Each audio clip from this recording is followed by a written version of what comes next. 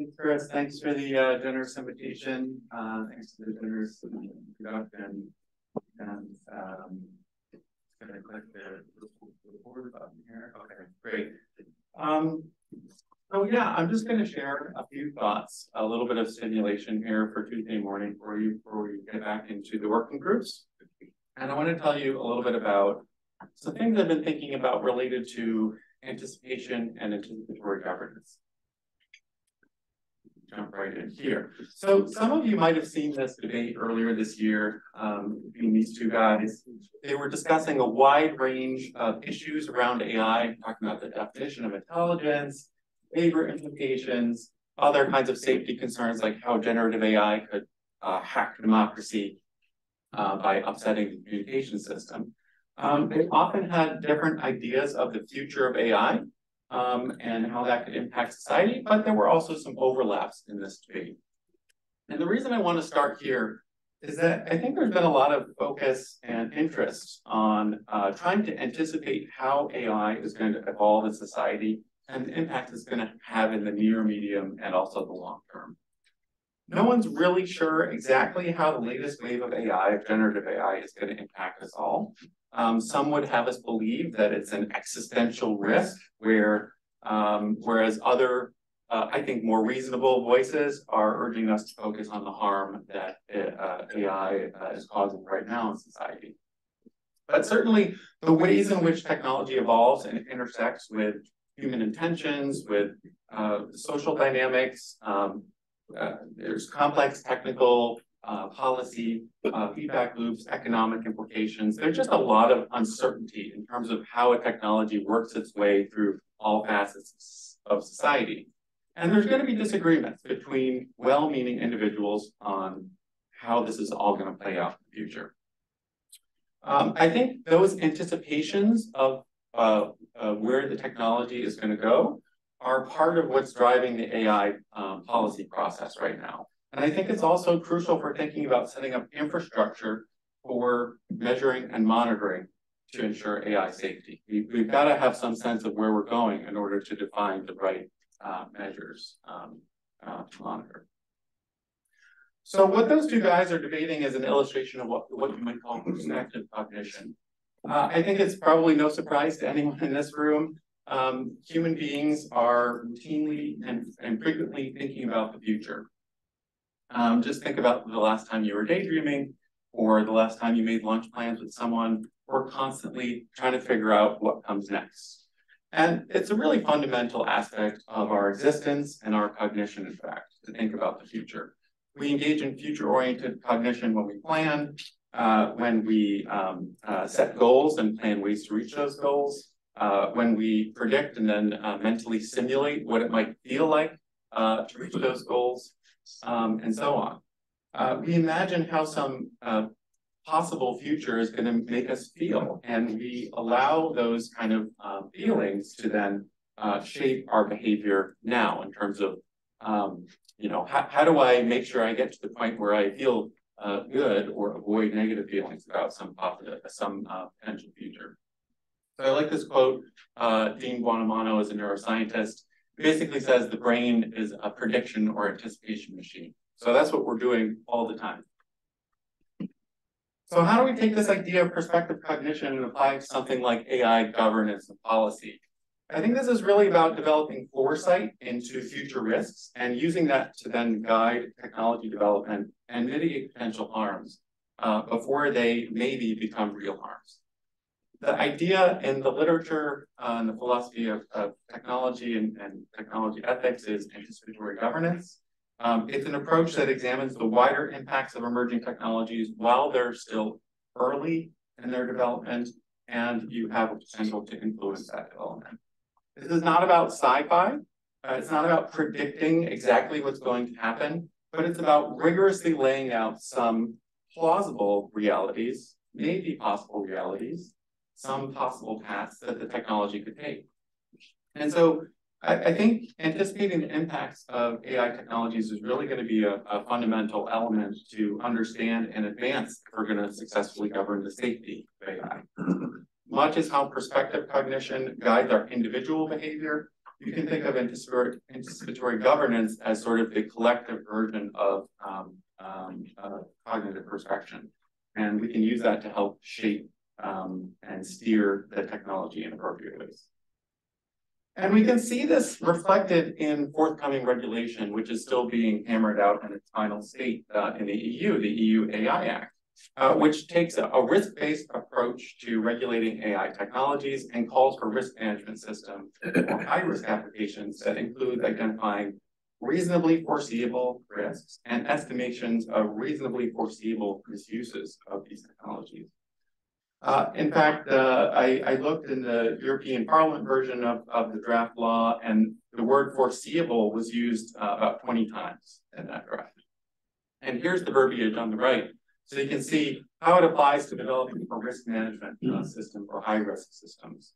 But this idea of reasonably foreseeable risks and misuse also applies to other aspects, not just the risk management system. It also applies to technical documentation requirements, transparency provisions, including those that are proposed to apply to foundation models.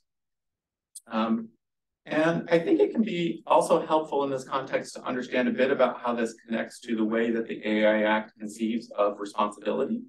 So in the Act, almost all responsibility for AI impact is placed on the providers of the technology. That would be the designers and developers of the technology. That means that responsibility is accounted for at design time. Some responsibilities on the deployers. Those would be like the professional users of the system.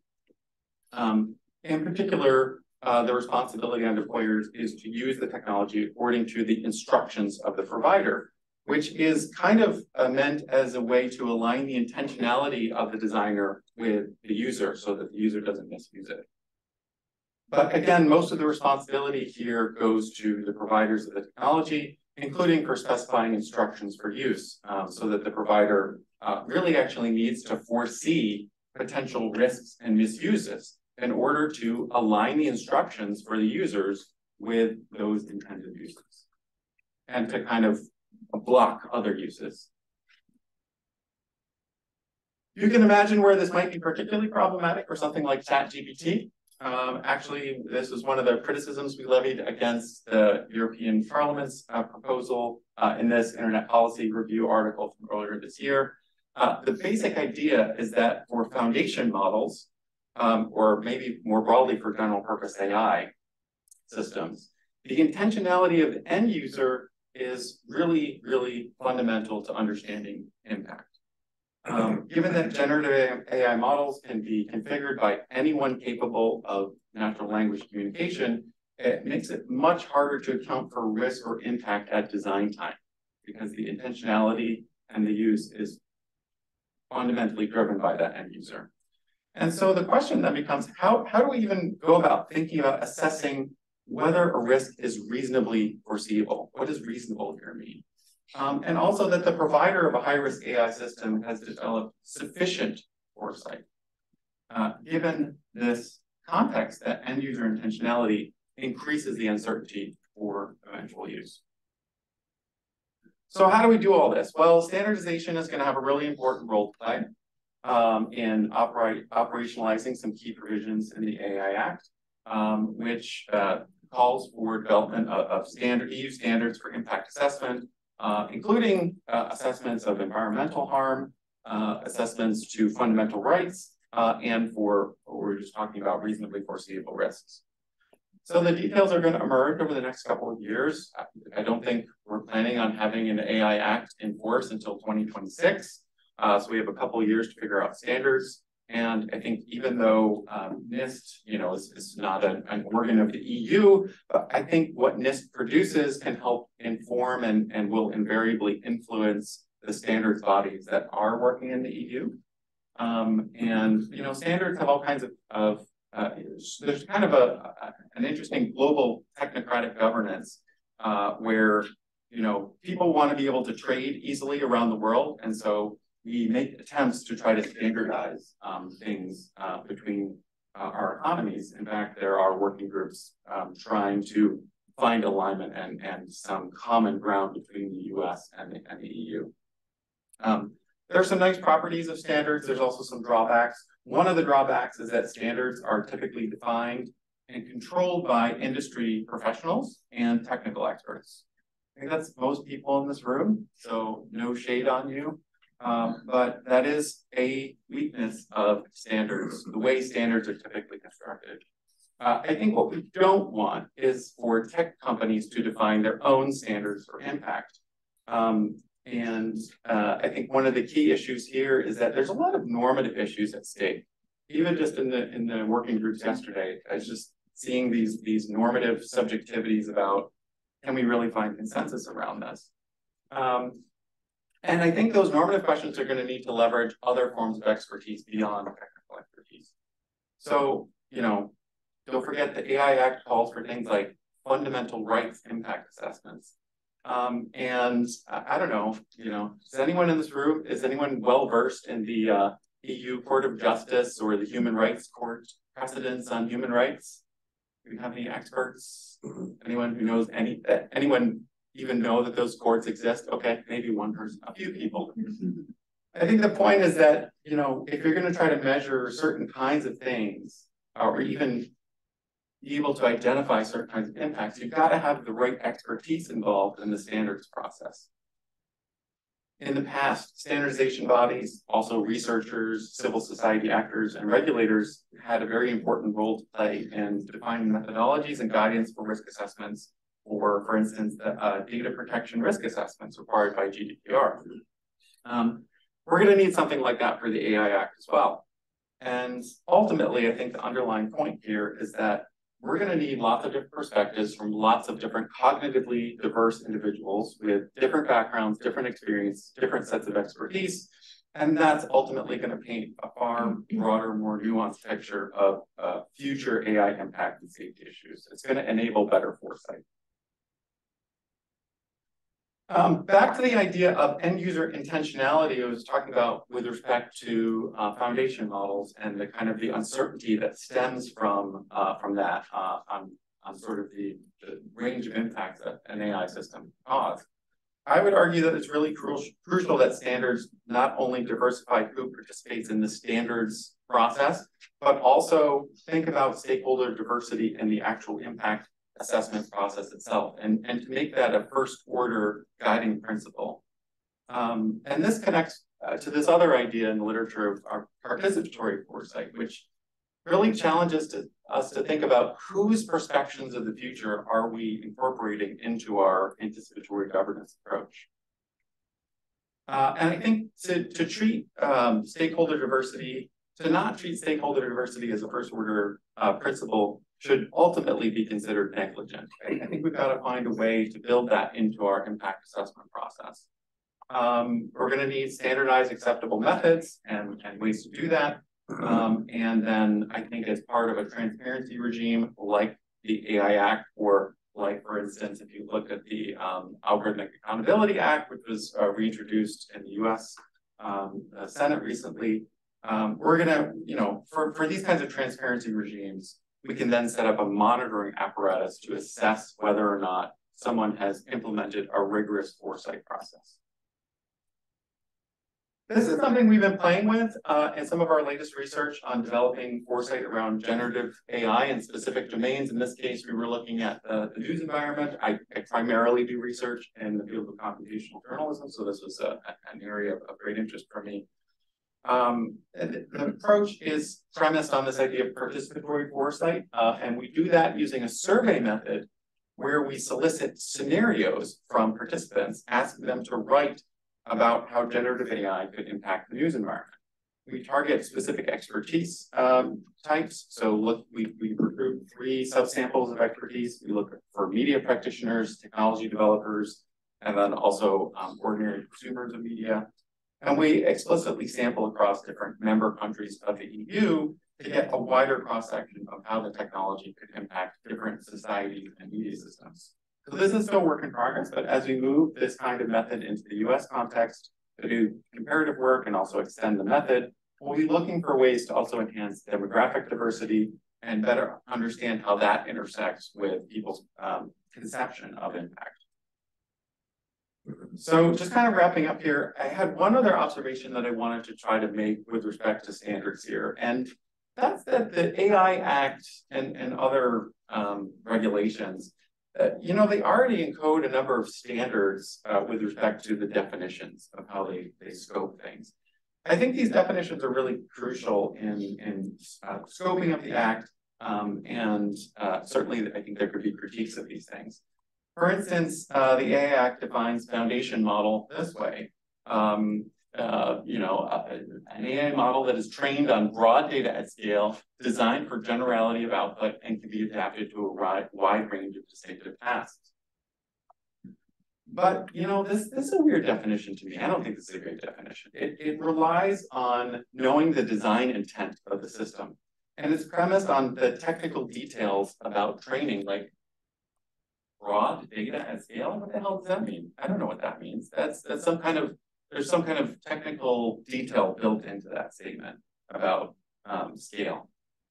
I think we really need to get back to conceptual basics and thinking about definitions like this.